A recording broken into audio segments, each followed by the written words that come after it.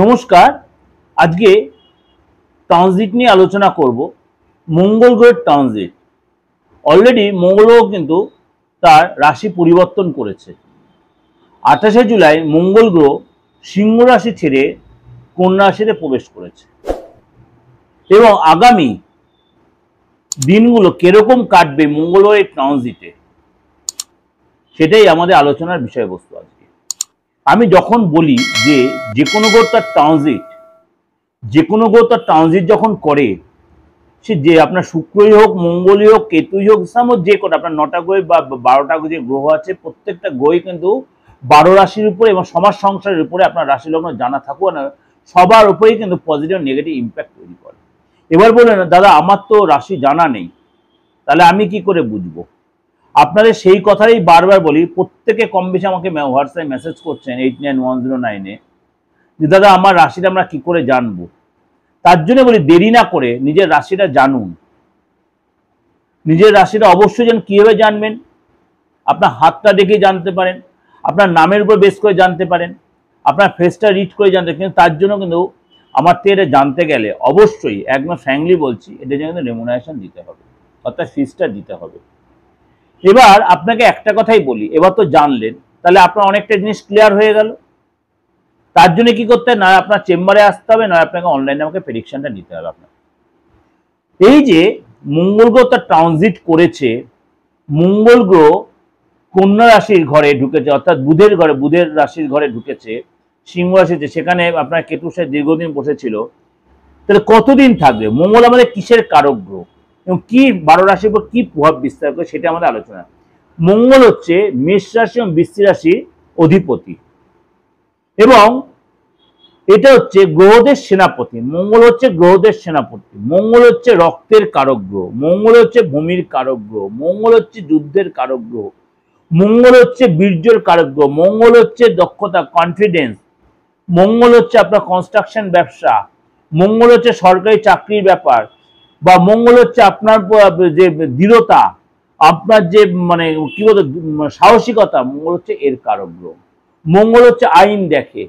সুতরাং মঙ্গল যদি আপনার বাচ্চাটে ভালো সিচুয়েশনে 6, 8, 12 না থাকে, তাহলে কিন্তু বা 7, 7, 8 বা 12,000 না থাকে, তাহলে কিন্তু আপনি অবশ্যই সেখানে রেজাল্ট পাও। এবং কি আপনার কিছু কিছু জায়গায় মঙ্গল এই 7, 8, 12 ছাড়াও কিছু জায়গায় একটু খারাপ দেয়, যেমন 2nd হাউসে মঙ্গল অতটা ভালো ফল দেয় না, 9th হাউসে মঙ্গল অতটা ভালো ফল দেয় না, অনেক সময় সেই জায়গাটা ডিস্টার্ব করে। এবার বলবেন দাদা 9th হাউসে ভাগ্যের কেন ভাগ্য দেন, এটা দিলে আপনাকে আবার আলাদা করে ডিটেল করবো। কেন কেউ আবার কমেন্টস লিখে দেবেন আপনি এটা ঠিক হলো না, কিন্তু ভাগ্যস্থানে মঙ্গল তাহলে অনেক সময় ডিস্টার্ব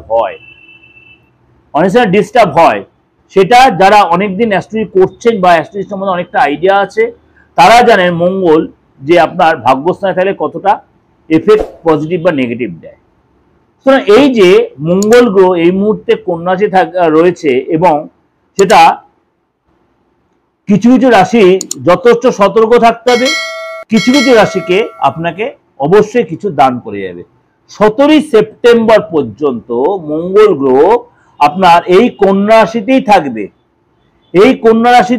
17ই সেপ্টেম্বর পর্যন্ত। সুতরাং খুব কম সময় নয়, কম বেশি 44 থেকে 45 দিন মঙ্গল এই যে এতদিন এখানে থাকবে। সুতরাং আপনার রাশির জন্য কি প্রভাব বিস্তার করছে? মীন রাশি আপনার কিন্তু এটা 7th হাউসে ট্রানজিট। আপনার ফ্যামিলি লাইফে পার্টনারের সাথে কোনো কোনো জায়গায় একটু মানে মনোমালিন্য, মতভেদ এগুলো আপনার হতে পারে। আপনার শরীরটা নিয়ে মাঝে মাঝে একটু ল্যাথার্জি আসতে পারে, কনফিউশন আসতে পারে, ডিসিশন মেকিং ফ্যাক্টর হতে পারে। আপনার বিবাহিত লাইফ যদি আপনি বিয়ে যদি করে থাকেন, আপনার শ্বশুরালয় থেকে আপনি হেল্পও পেতে পারেন, আবার কোনো কোনো সময় আপনি দেখার একটু চাপেও পড়তে পারেন। এটা কিন্তু আপনি মাথায় রাখবেন। দুটো পয়েন্ট বললাম, শ্বশুরালয় থেকে আপনি হেল্প পাবেন, কোনো কোনো কেউ আবার শ্বশুরালয়তে আপনি চাপেও পড়তে পারেন। এই ছোট ছোট যে আপনার মানে 7th হাউসের ট্রানজিট। আবার আপনারা যদি ব্যবসা করে থাকেন, আপনি যদি এই সময় মনে করেন আপনার কোনো রেস্টুরেন্ট রয়েছে, খাবারের দোকান রয়েছে, আগুন রিলেটেড কোনো ব্যবসা করছেন আপনি, এই 7th হাউসের ট্রানজিট আপনার কিন্তু এই সময় যথেষ্ট ডেভেলপ দেবে। এছাড়া আপনার সম্পত্তিগত কোনো কিছু কিনতে আপনি পারেন, অর্থাৎ ল্যান্ড, ভূমি বা সেই ধরনের কোনো কাজে আপনি সাকসেস পাবেন। কিন্তু আপনাকে একটাই কথা বলবো, আপনাকে আমি একটাই কথা, কেন শনি মঙ্গলের দৃষ্টি বিনিময় এখানে হবে, আপনাকে বলবো একটা রাস্তায় সতর্কতায় কথাবার্তা বলবেন, চলাফেরাতে সতর্ক থাকবেন। ভুল ট্রিটমেন্ট, ভুল কিছু ভাবে অর্থ বেরিয়ে যেতে পারে, ভুল কোনো জায়গায় ইনভেস্টে অর্থ বেরিয়ে যেতে পারে, এগুলো কিন্তু আপনাকে অনেক বেশি সতর্ক সচেতন থাকতে হবে। এবার কেউ কেউ বলবে আপনি এগুলো এরকম বলছেন, আমার প্রেডিকশনে আমি যেটা বেরোবে আমি সেটা আপনাদের প্রেজেন্ট করব, এটা মাথায় রাখবেন। এবার এর সাথে তো অবশ্যই হাতটা দেখার দরকার আছে, ফেসটা দেখার দরকার আছে, এবং আপনার অবশ্যই অবশ্যই আপনার জন্য বাস্তু দেখার দরকার আছে, যেটা আপনার জন্য অবশ্যই প্রয়োজন। কেননা আপনি বাস্তু যদি আপনি ডিস্টার্ব হয়, আপনি কোনোদিনও সাকসেস পাবেন না। যাই হোক, এটা যে আপনাদের একটা ওভারঅল ডিসকাশন দিলাম, অবশ্যই আপনাদের ভালো লাগবে এবং অবশ্যই মিলতে বাধ্য।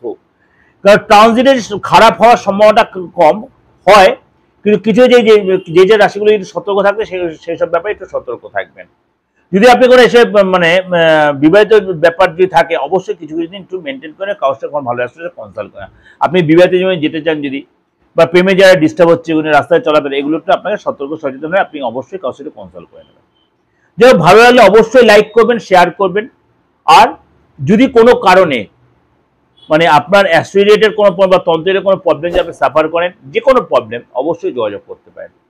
সে বাস্তুগত হোক, ফ্যামিলিগত, আপনার নিজস্ব সম্পত্তিগত, আপনার বা নিজের ব্যক্তিগত কোনো প্রবলেম, অবশ্যই তার জন্য আপনি রেক্টিফিকেশন করে অবশ্যই তার সুরাটা নিতে পারেন। তার জন্য কি করতে হবে, দেশে বা বিদেশে যে কোনো লোকেরা 8910973325 9433960106। নমস্কার, ভালো থাকবেন।